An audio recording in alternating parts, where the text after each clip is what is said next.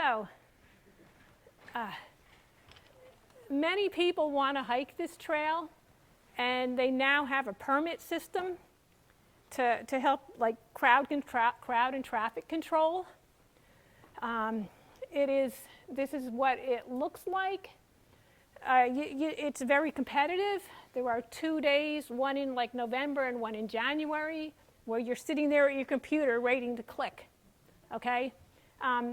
Fortunately, all the 3 years I went, I actually received the permit that I wanted. So we don't need that one anymore. Okay. So, hold on a minute. I got to find the one I want here. So, oops. Can we ask questions as you go on? Actually, there will be a question and answer period, and I know everybody's got these burning questions they want to ask, so there will be time for them at the end. Okay, so in preparation, besides the permit that I had there, the other permit that is very useful is the California fire permit. If you even think you're going to have a fire, or sometimes even using a camp stove, needs a permit. I had one. I never did have a fire after all, though. Okay. Before I left on any of my trips, I prepared a lot of food at home. Most of it was dehydrated items. And this was the way I laid them out, like, what meals, how many do I need, things like that. I don't want to be eating the same thing 3 times a day for 3 days, so it got pretty complicated. And at the other end, when I send it to myself, then you pick them up at the post office or the store or the hostel or wherever you got it sent to, and you usually end up with a box or 2 like that. Oh yeah, I want to show, okay, so on the Pacific Crest Trail, quite a lot of it requires a bear canister. So this holds my food. I can get 7 days of food in here. The can itself weighs 2.5 pounds. Just think of a giant child-proof cap that's really hard to open when it gets bigger like this. Okay. Other equipment, here's the essentials: sleeping bag, tent, backpack, and my sleeping mat. Here's where my food is, my water bottles and filter, and up here, that's the jar. That was my food bowl, because I basically put in my food, the dehydrated food, poured water on it, closed it, let it sit for a while, and then I ate it. And I had figured that I really didn't need a stove because it's going to be pretty hot in California. So, and it worked out really good, because who wants to cook when you want to hike? These are the other items I brought. I'm not going to name each of those, but you get to a point, it was like, are these things essential or not? So I may have had more than some other people would bring with them. Technology. My phone should be in the picture, but it was taking the picture. So phone, external battery, and this here, the orange one, that's my satellite-based communicator and SOS beacon. These are all the soft goods, clothing. Actually, everything is in this picture. Someone asked me, how many pairs of shoes did you bring? I had 1 pair of boots that I wore all the time. These are sandals for water crossings that would not fall off my feet like Crocs might. I had a down jacket and a rain jacket. Okay, you'll see more of me with wearing these things. Okay, that's me. This was, again, in preparation before I left. My trail name is Intrepid. And I learned that I like wearing bright colors, because when I'm out hiking, if I'm lost and they don't know where I am, they can see me easily. So this was basically my ID picture in case somebody had to put up a missing person's picture. So part of your preparation. Okay. And then, okay, so the first one was actually before I started in 2019. This one was near my end this September. in the rain. So this is what I look like in my rain gear. Except you can't, I'm not, usually I have on gloves with baggies over them. And on my feet would be baggies between my socks and my boots. So you learn, oh yes, this is my plastic bag skirt, my trash bag skirt. And that's one of those like emergency ponchos. In California, you don't really expect rain, so you don't bring a lot of rain gear. Okay, so that was chapter 1. The next one is beginning plus some facts. So the Pacific Crest Trail, it's number 2,000. The Appalachian Trail is number 1,000. So if you're on a trail, it's like number 1,052, then you know it's going to be on the East Coast, up and down near the Appalachian Trail.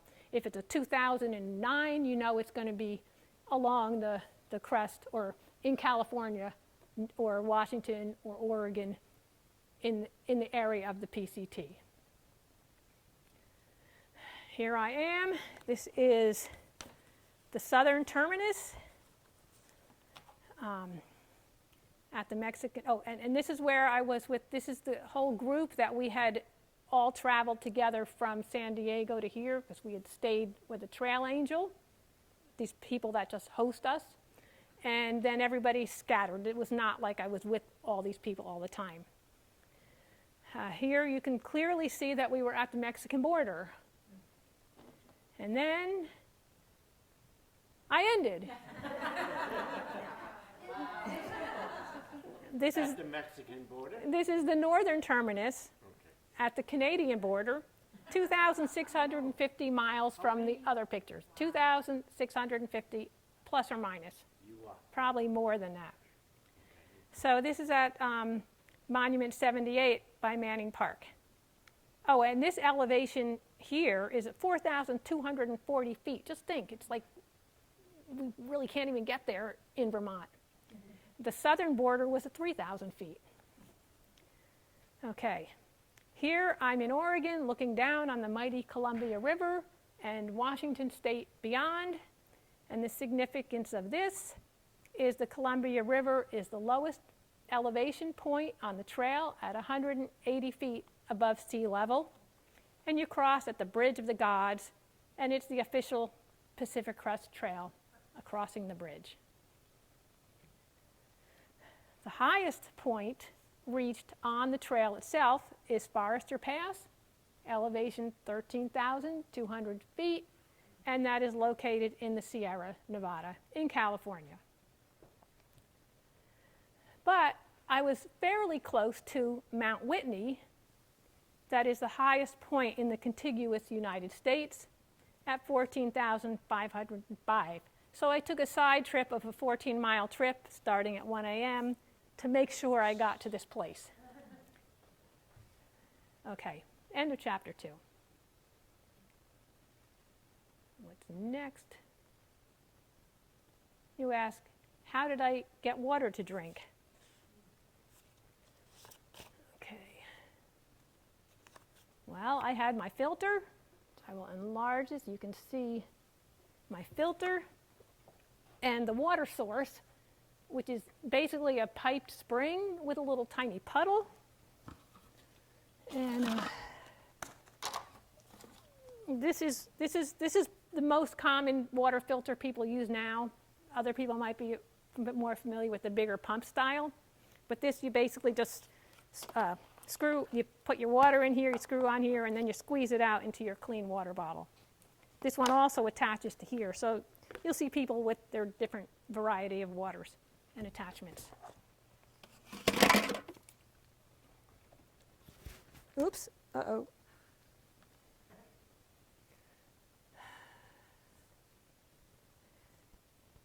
Sometimes we had to drink out of a cistern. Non-potable water, but we all filtered this. This was actually easy to get because it was a spigot. This is in the desert, and this is called a guzzler. And I think the Forest Service would, or BLM would set these up basically for animals. And it's, in a way, it's a cistern, but if you look at this end here, it's open, so the animals can walk up and get water that way. This one was pretty low on water, and I think there were a couple snakes hanging out at this end. And in a way, it was fortunate that it had a hole in the middle here that we could stick our hands in very far down and scoop up water. There's not a lot of water in this desert. This is an aqueduct that's taking water to Los Angeles. This is right around dawn because this is the Mojave Desert. And there's all this good-looking water here, but it's pretty inaccessible because this is a really steep bank down here. This is a water cache provided by some local people that are, we'd call them trail angels, that they help the hikers. And out of the goodness of their heart and helping all these people, they provide bottles of water. In the old days, like 40 years ago, hikers would have to go probably 40 miles to get to the next natural water source. So these make life a lot easier for hikers in these days. That's another water source. You can see there's a little bit of water here, so that one was pretty hard to get to, and that's where I used a little scoop cup because I couldn't put my bottle in there. You really appreciate when you come home turning on a faucet. The small pleasures. Okay, but many times water was easy to get from a creek or a lake. Okay. Here's another, this piped spring with a trough is actually here for range cattle, so the rancher put that out and kindly let hikers use it. This is another piped spring. It just basically it's the angle iron thing, but it's a lot easier than scooping it up out of the little puddle down at the bottom. Okay, that's water.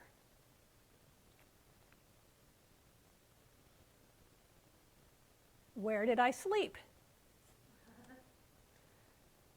On the Pacific Crest Trail, there's very little facilities or huts and no lean-tos like on the AT. So 90% of my entire trip, all 3 years, 90% of the time I was in my own tent. And sometimes where we were told to set up our tents was a little odd. These are actually horse corrals at a ranger station. And there were quite a few people here. Sometimes I was with a lot of people. Sometimes I was not. Sometimes I was, like this summer for 4 weeks, probably at least half the time I was all alone at night, and many days I saw less than 8 people total. In this section, this was down in the desert section of California, I probably saw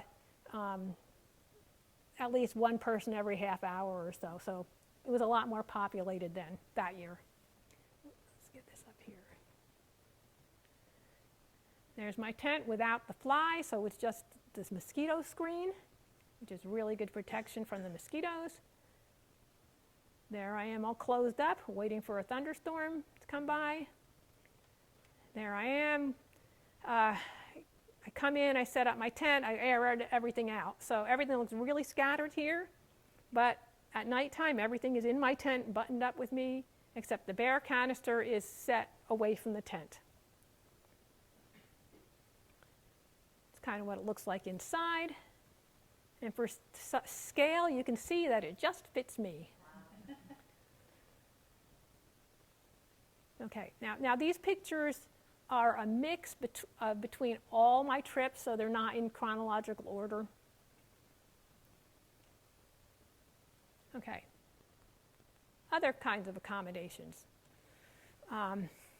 When you come to a place that's like, they might call it a hostel, but most of the time you're still in your own tent. Or this particular one was in a small town, and this was like their community center, and they like had a reception area for hikers. They had charging station. They had bucket showers. They had bucket laundry. Some places would have bathrooms, showers, washing machines, kitchens, or sometimes meals. A lot of variety. Okay, this one's actually a restaurant hostel. We were still in our tents, but they had food and they catered to hikers. So these were very impressive meals here. And what I learned about eating is I could never have enough food. Basically, when you're hiking, you got to figure like 7,000 calories a day, which is like impossible to carry that much. So I learned that every time I came across a place to buy a meal, I bought the biggest meal I could get.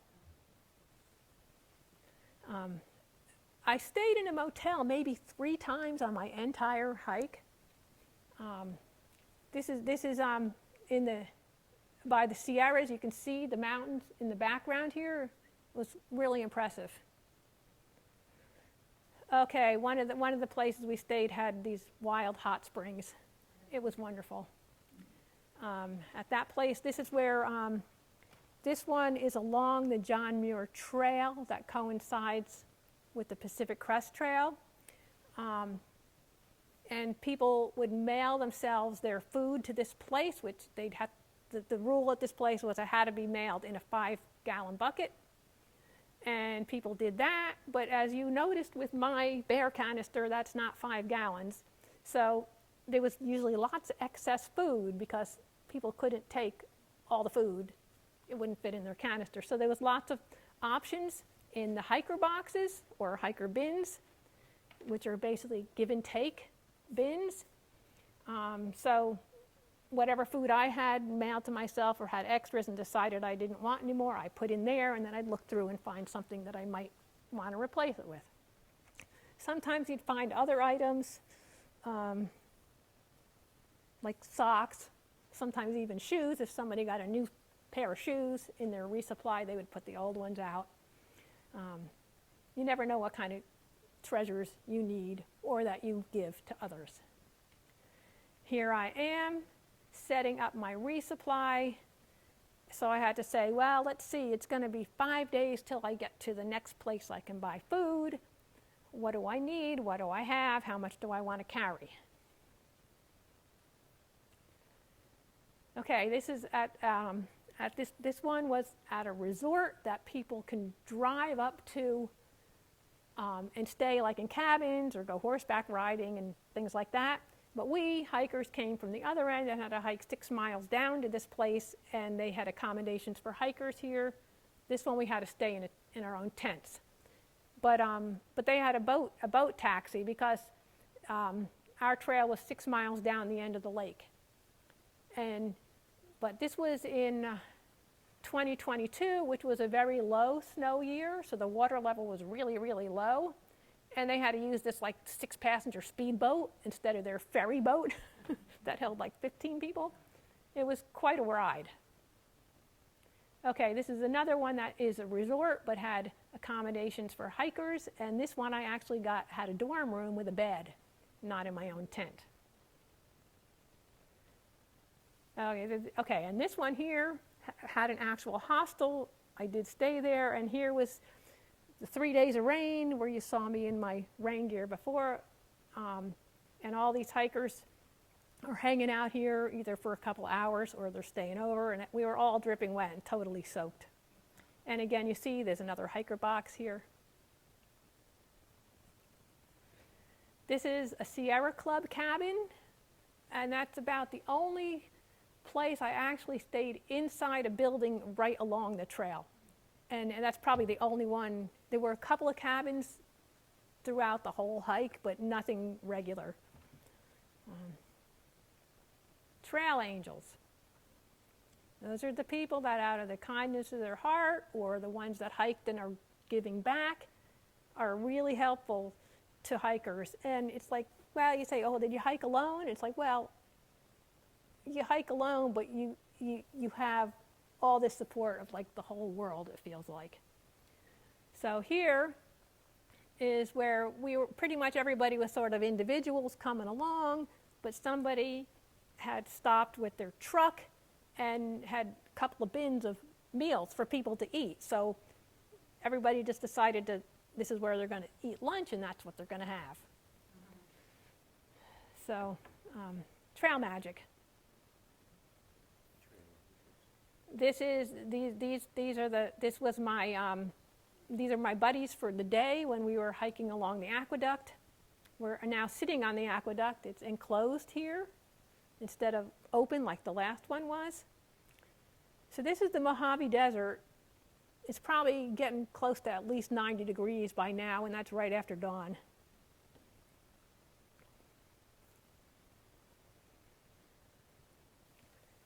This was another form of trail magic. Again, it's in the desert.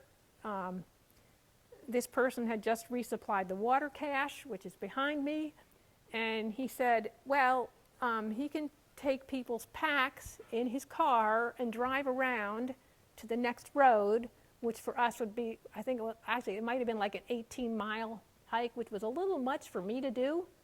But if I only had to do it like a day hiker without my pack, then I could do it. And that's called slack packing. So several of us took him up on his offer, put him in his car, he drives away, and I go like, you know, these are like my whole belongings in the entire world here, and I'm out here in the middle of the desert. It's like, should I have trusted this guy? Well, I did, and it worked out fine. And that's the way the trail seems to be.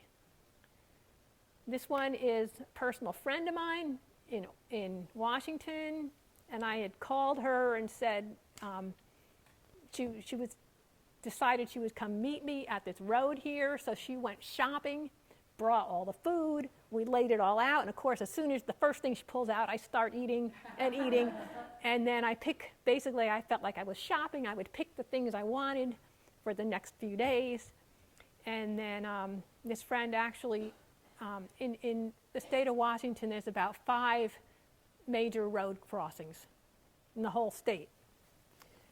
She decided she was going to meet me at every single one of them. So that was really, really unexpected, and it really makes life a lot easier and enjoyable, because it was so much fun to be with her. What else? Okay, these two, this couple is another. I had actually met him hiking in 2019. And then after that, they were basically some of my main support people, me and this guy, this hiker. So they drove us around different places. Okay, yeah. Okay, snow. And this was in 2019. Okay, so 2019 was a really big snow year. Okay, I'm a little off track, but I'm getting to all the points. So, in 2019, I started at the Mexican border. I intended to go all the way through on this red line to Canada, but it was a big snow year. So, a lot of people went 700 miles to Walker Pass, which is between Bakersfield and Ridgecrest, if people are familiar with California. And then we skip around. I skipped 700 miles to Old Station, just north of Mount Lassen, just south of Mount Shasta, and then walked the rest of the way to Canada.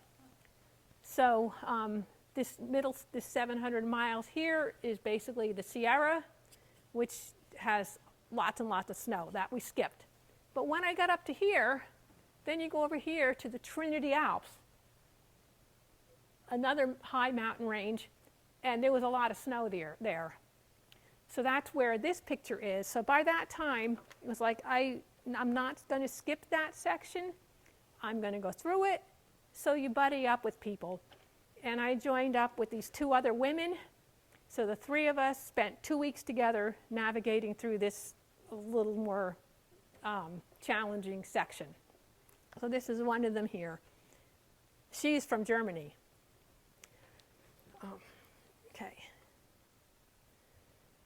Okay, this was last summer in the Sierra, and this is a family that, in a way, they and I were a trail family. We were all traveling about the same speed. I would see them often, and it would be like, oh, well, where are you going to be tonight? And they said, well, we think we'll be at Helen Lake. And I said, well, I'll try to be there too. So we didn't see each other every night, but we kind of kept a lookout for each other. And it was really nice to have like somebody you know. So that was 2022. So, but this year, when I went for 4 weeks, I hardly saw anybody, and most anybody I saw was going in the other direction than me. So I didn't even have anybody, I didn't even have like a choice to have trail companions. Oh, other helpers that we don't usually consider as trail angels are the crews that work and maintain the trails. And they really do take big rocks and smash them into little rocks out there with their mauls and things. They help make the trails safer. Here's another trail angel that after I had an injury, she let me stay at her house a couple of days and helped me navigate the mass transit system. This is another couple that was very, very helpful to me in California this year. And most of these trail angels that I've particularly highlighted here, we're actually remaining friends. Trail magic. So this is the more common kind of trail magic, is when you're approaching a road crossing, you learn to start looking around. You know, maybe there's a trail magic cooler or a box, a bag hanging in a tree.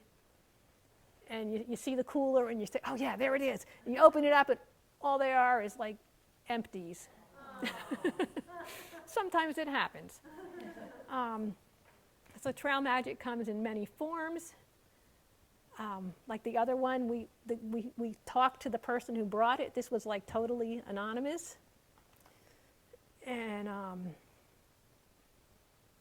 actually, a couple of times there, somebody had like goes around in his camper and he set up his big grill and he was cooking hamburgers to order for us. It was like sometimes you have a little word, somebody tells you that it's up ahead. Other times it's totally unexpected.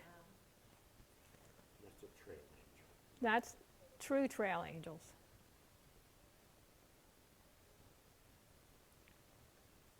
Okay, obstacles. So you never know what's going to show up in your path. And that cow is right in the middle of the path. And there's another one up ahead. So I'm up here like, well, what am I going to do? Do I sit here and wait? So as I approached, the cow just got up and they wandered off. But they're pretty big when you're this close to them. So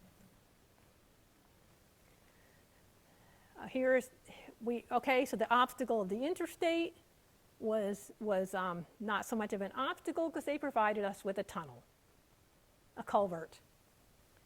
So it starts making me feel like those animals, when they make the tunnels for the animals, we all need to get from here to there. Okay, burned forest, as far as you can see here. There was quite a bit of burned in the southern part. There was actually quite a bit burned in here. And then where I was this summer, I was up in this area. I had like 100 miles of burned. It wasn't always continuous, but it was a lot of burned. And hiking through burned areas is like really dirty. It's sooty and everything black. If you have to climb over a tree, it's all over you. There's no place to sit down. all these complaints, right? And everything's dead. It's hotter and sunnier.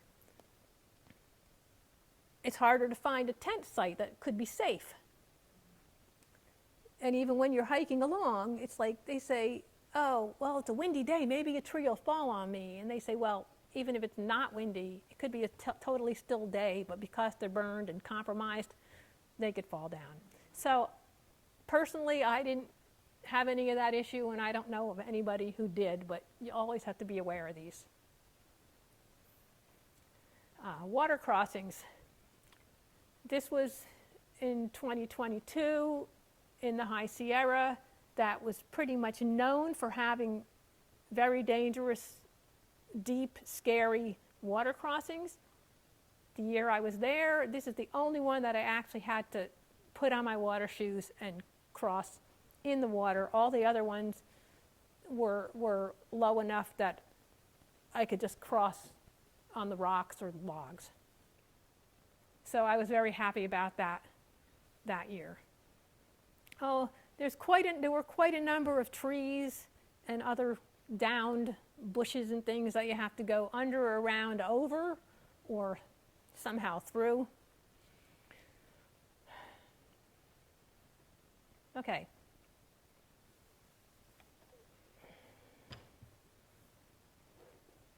No chainsaw? Oh, actually, now that's a good, okay, questions. Like, okay. Well, I'm going to answer that one, though, because if you're in wilderness areas have lots of rules, and one of the biggest is no motorized equipment. So basically, the crews are out there with their two-man crosscut saw, no chainsaws. This is in the Trinity Alps again in 2019. So now, when I look at these now, I say we really had a lot of snow there, but it was not anywhere near as challenging and scary as the ones I did this year, which you'll see later. And this, one reason I put this picture in was not just the snow, but the beautiful view of Mount Shasta. We could actually see Mount Shasta for like 300 miles because, let's see, where is Mount Shasta? Mount Shasta is here. The trail pretty much goes like heads north, and then it gets here, and you see Mount Shasta directly in front of you, and then you take a left. And you go miles and miles around and around and come back here. So you're basically almost circumnavigating halfway on the circle around Mount Shasta. So you got to see it, that beautiful view, many, many days.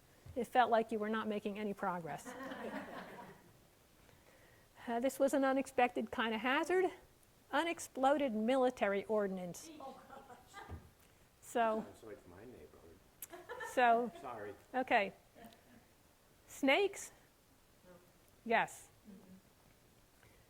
Okay, I'm going to add a snake story in here. So, this one I think I saw. I don't think it was rattling. Another one I saw was rattling. Another day I was again, deserty area. There was a lot of low brush around the trail. I'm just going along, not thinking. It's easy walking. Nobody's there now, and I knew where my destination was. All of a sudden, I hear the rattle. And even if you've never heard a rattlesnake before, you know what it is. And it's like you jump back, and you look. It's like, well, I don't see anything, but there's all these bushes here. It stopped. I take a step forward. Rattle, rattle, rattle. And it's like, okay, I can't go around it. There's too many bushes, and suppose its cousins are all there. So like, what am I going to do? It's like, okay, I'll just wait. So I'm waiting and waiting, and nobody comes along. This was one of those days where usually you see somebody every 15 minutes. It's like, okay, what am I going to do? It's starting to get later. I said, maybe I'll just have to camp right here on the trail. So every few minutes I would just go like that, and then one time I took a step and I didn't hear it, and I ran. And then that night, after I got to my destination, somebody else came in, and he basically had the same story I did. So this was like, this snake was there harassing all of us. So, but I mean, snakes are a serious thing. Okay.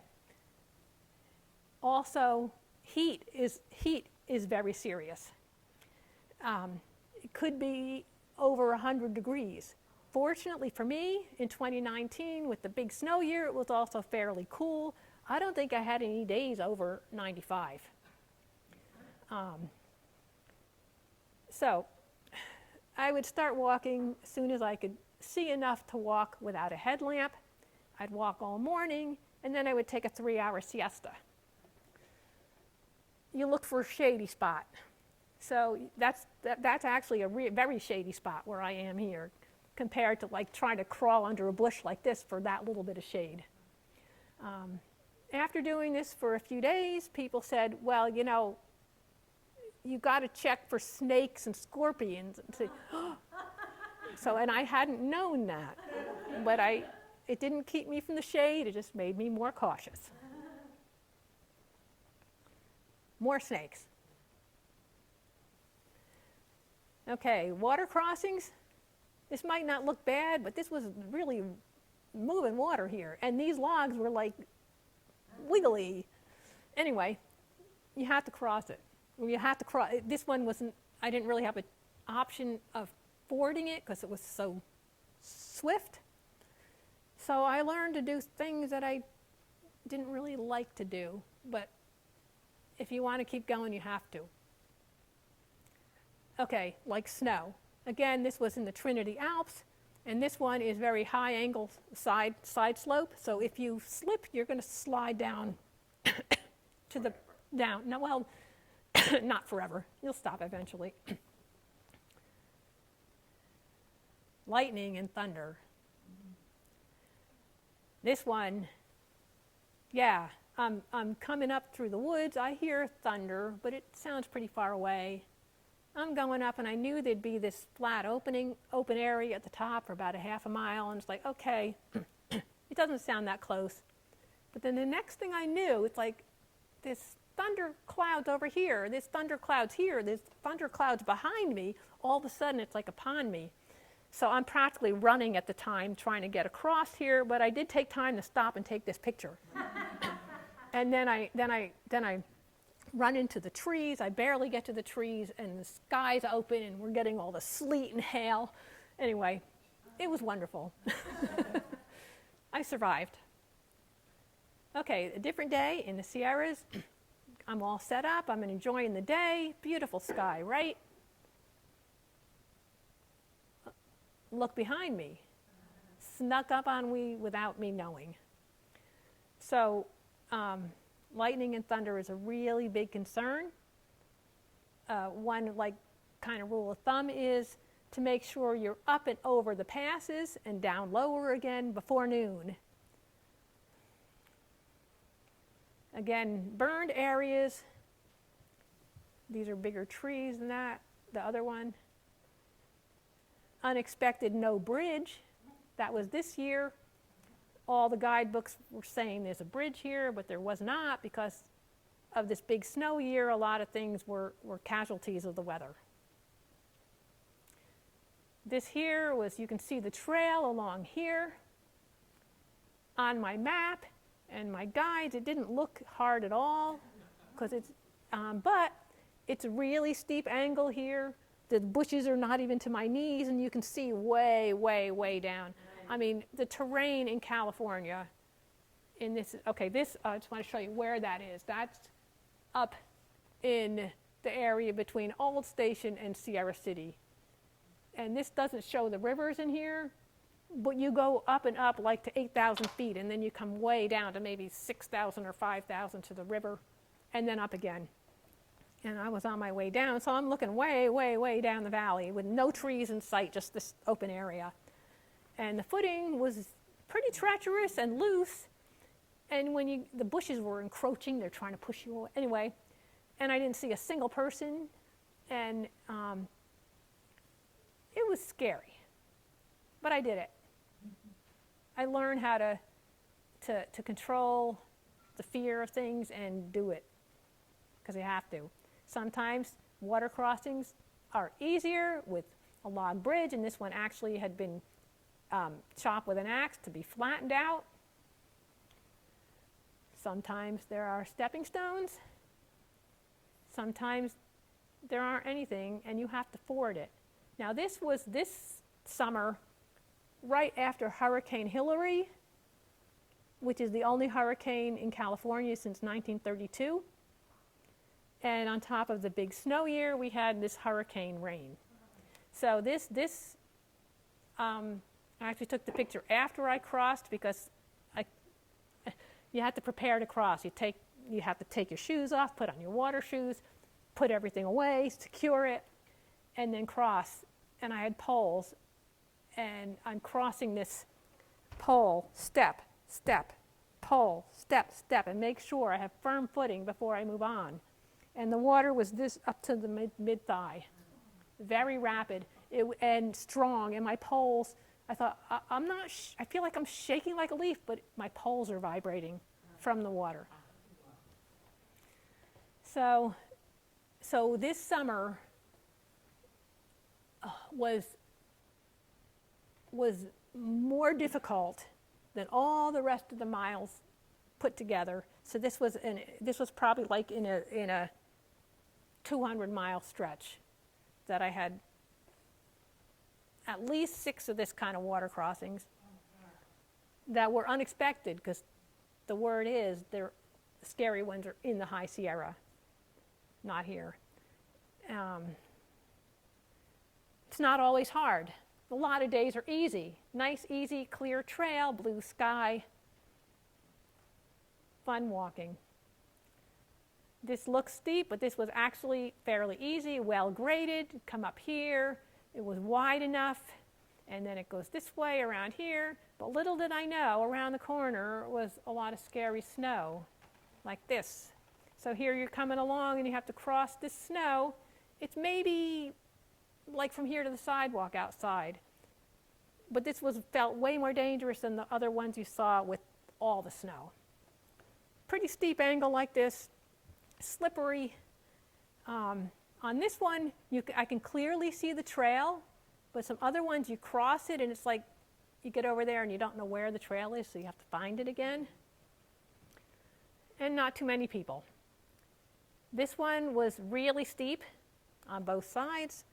Just a little bit of snow, but it was, because it was melting, it was all muddy along here. Anyway, that was one of the ones where, like, if I had a choice of going back, I would have gone back, not do this. I survived. Okay. And then the next one is like, how did you navigate and find the trail? Well, this is the symbol of the Pacific Crest Trail. Beautiful sign. Very, very seldom will you see the sign on the trail. So that's not how you navigate. There are no blazes like there are on all the trails around here. Sometimes you will get a nice sign. And here I look at this sign when I'm hiking and I say, oh, I have 2,444.9 miles to go.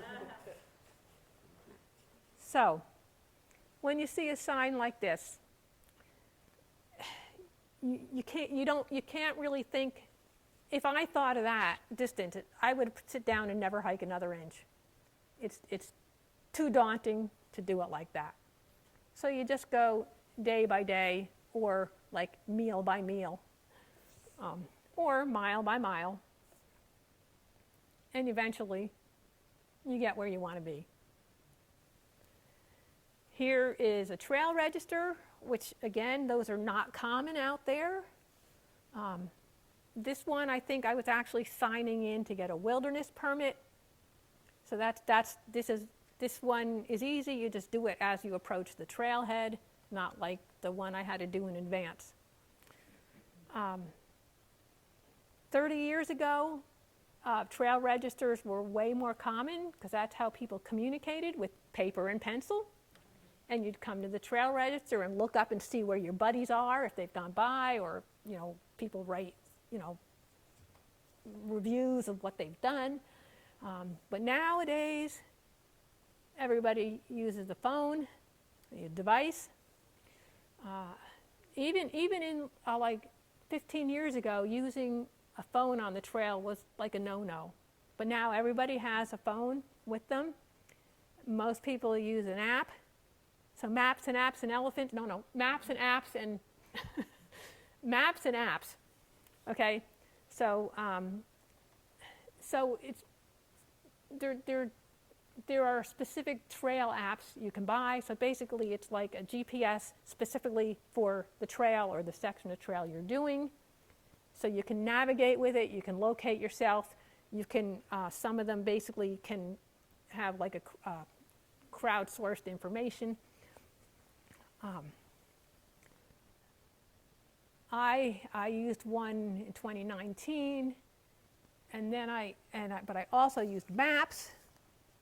So, and people can look at these later if they want. Basically, these are some of the various versions of maps I used for different places. Sometimes I brought this, or sometimes I had these maps. The other thing besides like a traditional looking map is the profile. So you can see how steep it's going to be. To me, this was almost as useful as the topo map. There's also like the guidebook, okay, where basically there's like a chart or a list, where this one lists like where there's good campsites, where there's water, where you might have to ford, or if there's a bridge, or a trail junction, or a road. So these are really useful too. And I believe the apps probably have some version of this too.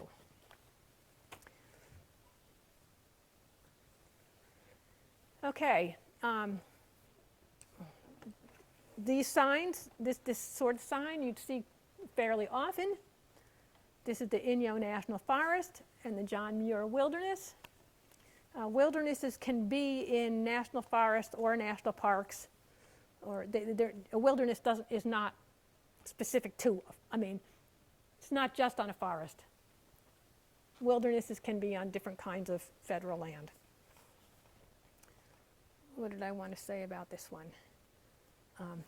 So here I wanted to put in a little fact here.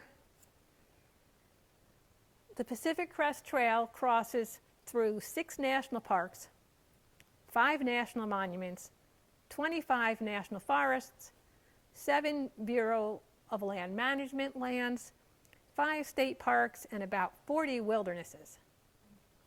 It crosses all the east-west interstates, and it crosses all the famous and infamous emigrant trails, like the Oregon Trail. Okay, maps, guidebooks that you basically read at home, most people don't bring them. I had my own little notebook that I kept track of my trails on my hike. In 2019, I did all but the Sierras. I walked about 1,950 miles. I started in mid-April and finished the beginning of September. So it was 127 days hiking, 17 days off trail, and then a few side trips like to Mount Whitney. Okay, in 2022, I only got 200 miles in because I had an injury that I probably got about mile 50. That was 21 days of hiking. This summer, I completed the trail, and I had about 460 miles. Some I did in weekends or as day hikes, and about 400 miles I did continuous in 28 days. And I did not finish, so since I had already been to the Canadian border, that was not my ending point. My ending point was actually, where is it here? Sierra City, California. So basically I had walked south to here and then north to there this summer. So, It's like more than I've walked in my whole life. This is a more typical sign that you would see at road crossings. So right here, I'm probably like at the end of the parking lot. Somebody just dropped me off, and I was on my way. This had been burned 2 years ago, and this was actually logging company land, and they came in and salvaged as much what trees they could, and now they're allowing hikers to go through again. So that is the last of my chapters. But what I have now, we will go on to questions.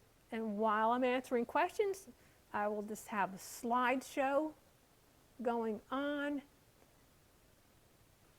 So if anybody sees a particular picture they want to see, just yell out stop, and I'll try to stop. Well, that's you, right? So, yes. Okay, so these pictures are in random order. Okay. So I have, Sorry, I'm going to go with. Did you already say how heavy your backpack was? Oh, no, I did not. I did not really talk about my backpack. I'm just curious, it was really heavy. My backpack, okay, so they consider a base weight, which is basically everything you're carrying and wearing that's constant, instead of the variables like food and water. So my base weight was probably a little over 20 pounds, 20 to 22. And with food and water, probably closer to 30. Ultralight hikers, their base weight is like 15 pounds. And then I'm going along saying, oh, if I was only carrying 15 pounds, I could do a lot more miles. And then I'm like, yeah, but those ultralight hikers, they probably can't carry 30 pounds. So, okay, and somebody had a question? Yeah, is someone monitoring the permits? Like, you Oh. know, because it's open area, so you could, you know, walk up and just start doing it, I would assume. Okay, Yeah. so the permit I had is an interagency permit. So there's different places that require permits, like some of the parks through the Sierra, which is highly regulated. I think you even need a permit to hike a day hike in a lot of areas of the Sierra. Through the national forests up in Washington, and yeah, there's quite a few places that require permits. So you can negotiate a permit with each individual place, or you can try to get the one I did, which basically one permit covers all of it. So the people that did not get their permit in the competitive process, a number of people go without a permit, just hope they don't get checked. And then other people get the individual permits, so they can still do it. So on mine, I had the permit. My first permit was from Mexico, the Mexican border to the Canadian border. So I was all set for the whole thing. The next year, I didn't need that. I just had the permit for the 700 miles from Old Station, well, from here, where is it? Walker Pass to Old Station. Since I didn't finish it, I had to do it again. I got a permit. Oh, and it's also directional. So mine was northbound. So this year I had a northbound permit. But when I started up here and I went southbound to here, trying to find out if I really needed to honor my northbound permit. And the word was yes. So I got a ride down here and then went northbound. That's why I ended up here, because I went both south and north. And yes, in the Sierra, my very first afternoon heading northbound again. Well, actually, it was like almost night. It was almost time to set up. It's slightly drizzling. There's this line of like 8 people and 2 rangers checking our permits. And it's like, oh yeah, I have my permit right here, and it wasn't where I thought it was. And it's like, oh, it's I know it's in my pack someplace. And I said, do you really have to see it? And they said, yes. So take the pack off and pull everything out. I had it, yes. And yes, they checked that we had our bear canisters. They basically just can feel it through your pack. And then so I was checked again another day. And that was in the Sierra, where it was contiguous with the John Muir Trail. And a lot of weekend people are out there. So these rangers were quite busy. And it wasn't a surprise that we got checked. So, okay, does that answer your question? Yes. Okay. Anyone else?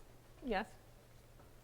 So, all that is an important question. What was your most memorable moment? Had to be one that brings you back to. Oh, okay. Is it a sunrise, a sunset, the stars? What was my most memorable Oh, it's moment such a long journey. There had for to that be whole one. thing? There had to be one memorable? No. Okay, so,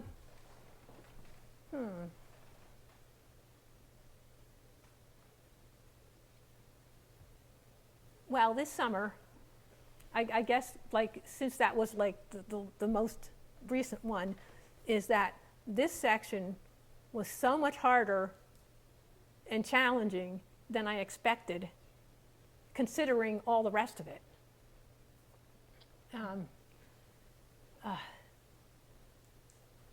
Before I started on this trail, I was really concerned that it was going to be too steep and too scary, and you're in these mountains, and the mountains are like that, and you've got to go over the tops of them. Well, you don't. You go through the notches, through the passes.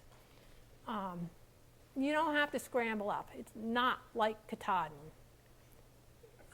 So in a way, it's much easier. And I had put a lot of time and effort into preparing my mindset to deal with scary, steep things that I didn't like doing. And that was helpful, but it was in the high Sierras, I didn't really need to, the trail was like this instead of really scary. Even though that looked scary, that actually was not. So for that first year, one of the most memorable things that it was a pleasant surprise that I didn't have to deal with a lot of fear, which was the opposite for this summer. It was very challenging. So I can't really name one thing. I guess the most memorable was that I finished. Yes. And no bear spray, no handguns? Oh, actually, blowguns? bear spray was not allowed in. It's illegal in some of the parks, and actually, a lot of people ask me. They say, "Well, did you bring a gun or whatever?" And it's like, no. And it's like, so you don't know because people like a lot. I mean, I think you're allowed concealed carry out there, so I don't want to know. Shot 20 I don't. Okay. A night. Well. Sorry. Did the altitude bother you? Oh, altitude, yes, because it just amazed me. So I didn't really know much about California. I just knew the first section was considered desert, so I was imagining the Sahara and sand dunes. It was not like that. You've already seen some. The year I was there, the desert was in bloom. It was amazing. And so we started out at about 3,000 feet.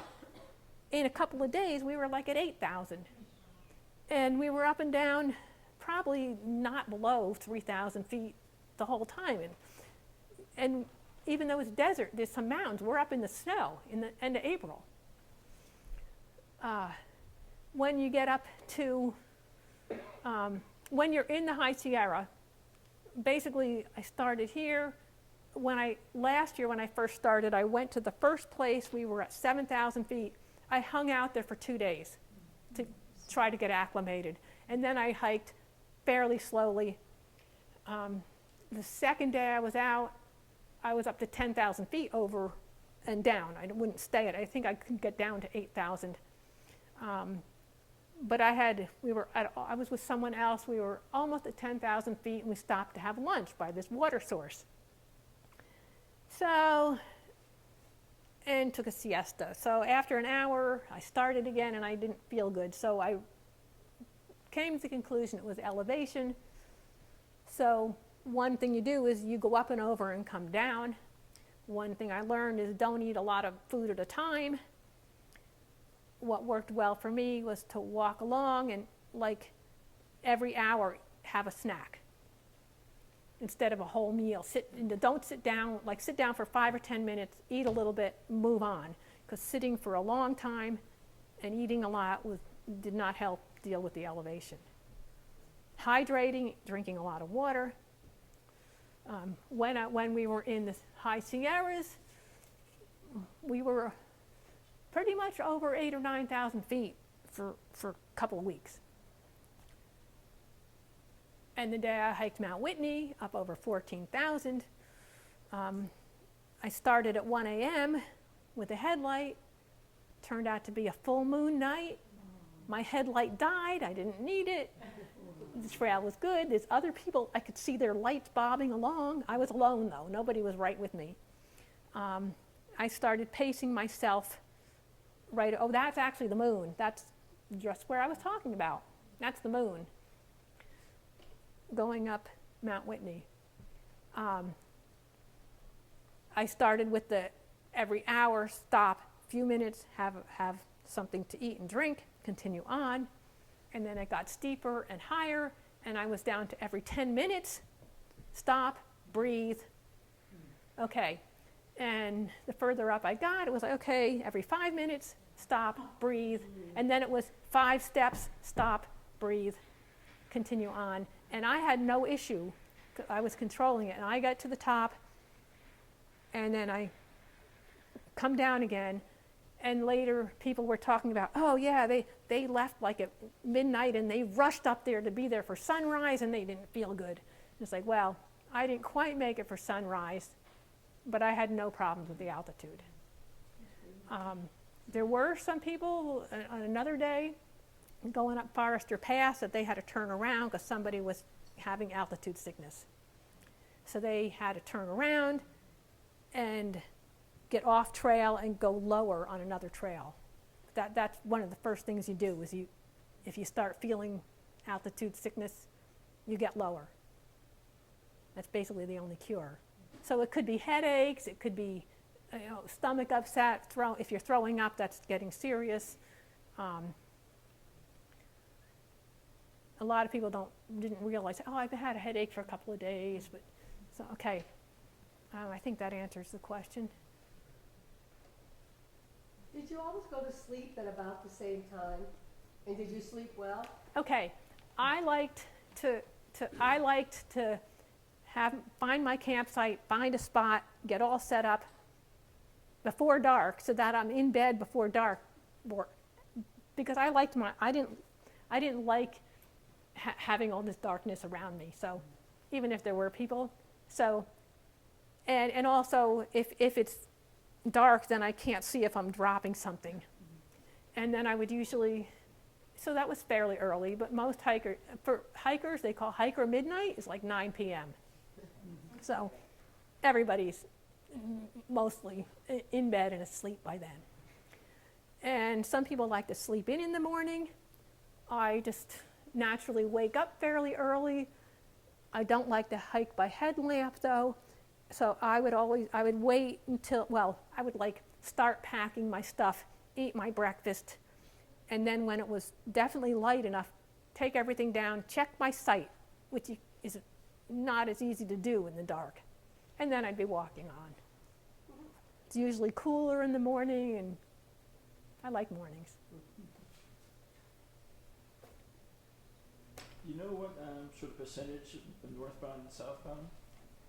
Oh, okay. Not right off the bat, not specifically, but it's probably at least 75 or 80% northbound, or at least the intent to start that way. When the permits, and then the southbounders start from the Canadian border. A year like this year, it was really, really hard in the Sierra because of all the snow. A few people actually went through, but they were carrying 60-pound packs, and they were in groups of 6 to 8, and usually they had very experienced people with them. So most people then flip-flopped. Instead of going straight through northbound, they skipped. A lot of people would skip the whole Sierra and some people tried starting at Ashland, Oregon, just across the border and trying to go north. But there was a lot of snow up in this area, your Crater Lake area. So some people started here and then were stymied by the snow again. A lot of people took a little more time off to wait for the snow to melt. People went to the Canadian border and came south. People were going in all different directions after the initial first 700 miles because of the way the year was.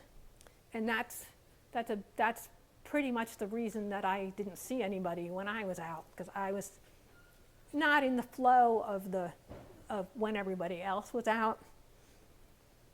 So It almost seems like cheating if you skip part of it. well, And from above, you know what, it's actually making wise decisions and keeping yourself safe.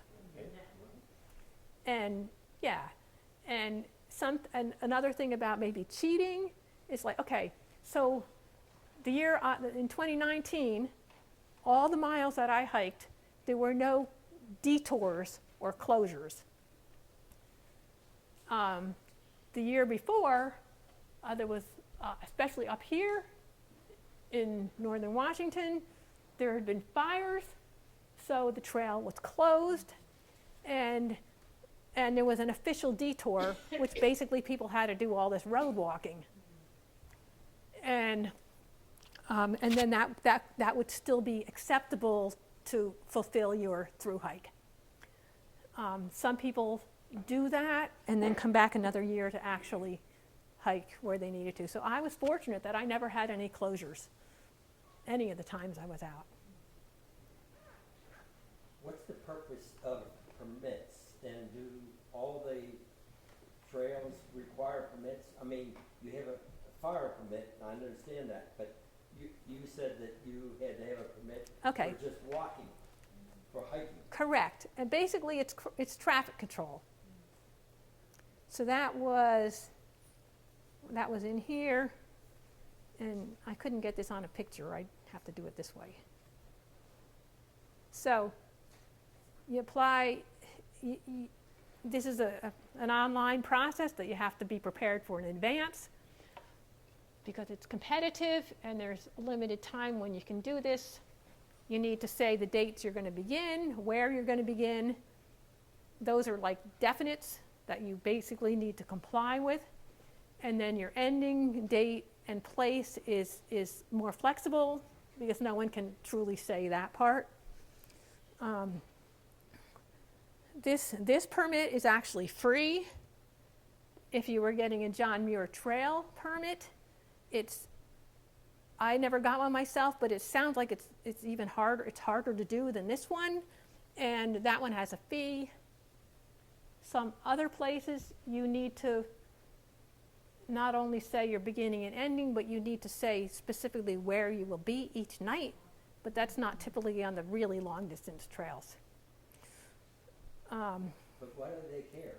Why do they care? Yeah, Because, why can't you well, just you go saw out okay, if we go back to that one of the first pictures I showed you before, where was it? It's not on here. So if you look at this picture here, that's just the people that were staying at this one place where I was, and we had trail angels drive us out here. This was probably 9 o'clock in the morning.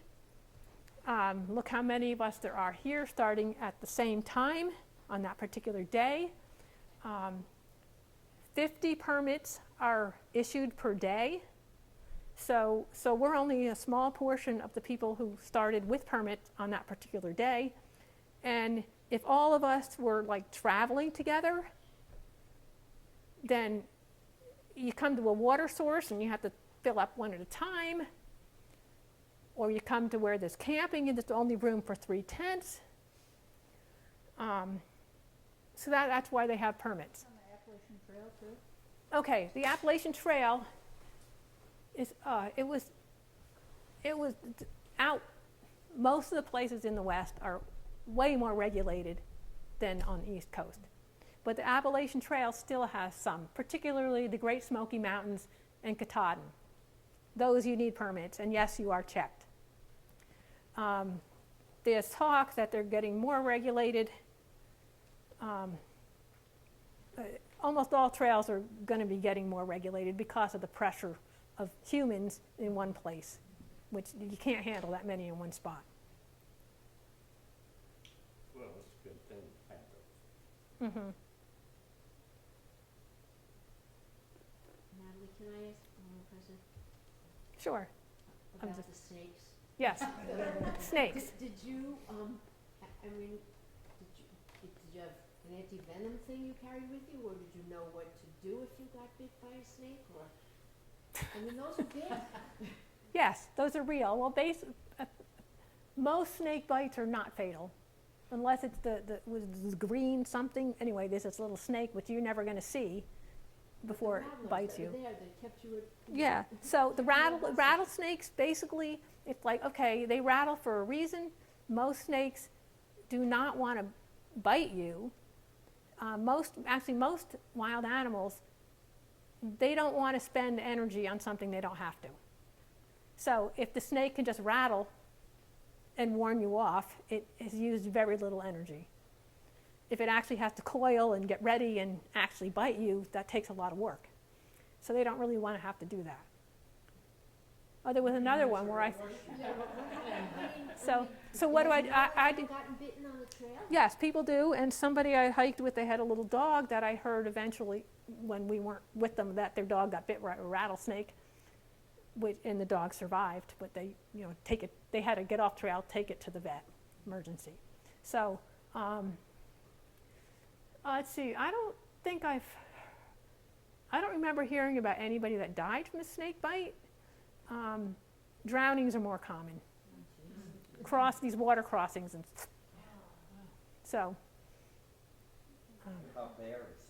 Bears, there are bears. That's why we have bear canisters. And Did you see any? did I see any? I saw not very many. So a couple. That's enough. So yeah, that's enough. One's enough. I was hoping to see a mountain lion. So one time actually this was still in the desert section, and I was hiking down, and these people that were ahead of me, I knew they had told me where they planned to camp, but it's like, who knows if there'd be room for my tent, and I found a nice little place, probably a mile before I caught up to them. And that was near the beginning on the first year, so this was one of the first times I was like alone at my campsite. But I knew there were people, ahead and behind. So I get up in the morning and I start hiking, and I hike, and then later that afternoon, again, we sort of all meet up. And it's like, did you see the mountain lion, Prince? We got up in the morning, we were hiking by headlamp, and we saw these eyes. And it's like, oh, okay, that's one reason I don't hike in the dark. They're not gonna go after you. Oh, wait, yes. Well, they basically was like, they thought this cat was following them a little distance. But again, there's very little, I don't remember anybody ever saying or hearing about anybody getting attacked by a mountain lion on the Pacific Crest Trail. The attacks seem to be like in the city area, near where people live, not on the trail. Encroaching there. Yeah. So Natalie, I've read about the Appalachian Trail where people start coming north. They'll start in like March and they'll finish up in Katahdin in September, October timeframe. What's the time frame first, what's the percentage of people that actually succeed doing the through hike all the way through in one season? And what's sort of the time frame to achieve that? Okay, so comparing the two trails. The Appalachian Trail, it's like, oh, well, if you've done the Appalachian Trail, well, the Pacific Crest Trail will be easier in a way because the grades are not as steep. You're not going to be going up as steeply. It's basically, in the West, they basically build things in the mindset of stock animals. So they're not going to have anything like the rock scramble up Katahdin or the steep up to Mount Washington in general. So the trail is more like, almost like, I'd say, here we always have to pick our feet up and over rocks and roots. Out west, it's almost like walking on a dirt road. It's easy. It's almost like an unpaved sidewalk. You don't have to pick your feet up as much. That's in general. So since it's easier that way, they say, well, if you're doing 15 miles per day on the Appalachian Trail, which is what I was doing, then they say expect to do a few miles per day more on the Pacific Crest Trail. That didn't really, I basically ended up, what seemed to be the pace I fell into was basically the same miles per day, even though it was easier. But out there you have to deal with elevation. Okay, the number of people that actually complete their through hikes as one through hike in the 1 year. On the Pacific Crest Trail, well, this year is going to be an outlier. But most years, I think the completion rate is like 25%, and it's been apparently fairly consistent through the years. So completing the trail in 1 year, start to finish, is one thing, and then completing it over several years, or as a section hiker, is another. It's still like me. So I completed it. I did not do it all in 1 year. And your first year was huge. You did almost 2,000 miles your first year. Correct. And I probably could have, some people that finished, they went back and then did the Sierras. It's like, yeah, I should have, because that was a good year. Well, anyway, I didn't. I had other plans and things. And what's my next trail? I'm practicing being a couch potato. or I'll take up video gaming. But that's what I said after the Appalachian Trail. And then 2 years later, I was doing this. It's like once you do it, you got it. You want to do it again. So I don't have any plans right at the moment. But the Pacific, is that the 7 peaks? The Pacific Trail? Oh. 7 that you do. No. The Pacific, okay, I'm not sure what the question is. The 7 peaks. Yeah, I don't know. I don't know what 7 peaks. Okay. There are many, many peaks, and there are many passes that you go through. You pretty much go through almost every one of the ecological life zones throughout the whole trail. So that's one thing that's more challenging than the Appalachian Trail. You got a lot more variety in that. Oh yes, and for time length, it's like 5 to 6 months for both trails, even though the other one's longer, because you pretty much can go faster when it's easy. Or Oregon's the easiest. Yeah. I get tired just thinking. Well, I know, and if I thought too hard about that, I never would have started.